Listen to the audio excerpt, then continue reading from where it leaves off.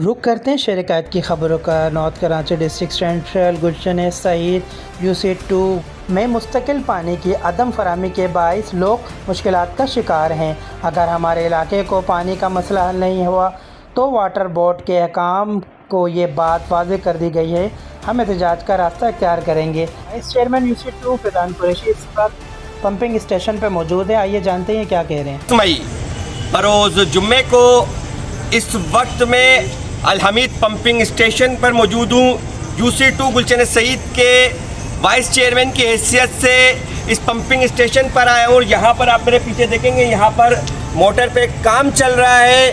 अच्छा, यहाँ पर 29 मई 2025 को वाटर एंड सीवरेज कॉरपोरेशन की जानिब से एक प्रेस रिलीज जारी की गई, जिसके अंदर ये बताया गया कि के इलेक्ट्रिक के ब्रेकडाउन की वजह से जो पानी की तरसील है उसमें मुस्तकिल तौर के ऊपर मुश्किलात का सामना करना पड़ रहा है वाटर कॉरपोरेशन को।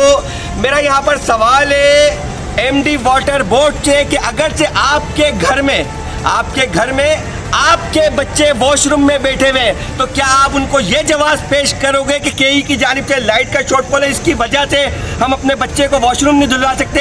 या किचन में आपकी खवातीन काम कर रही हो और वहाँ पर आप कोई उज़ूर पेशी करोगे?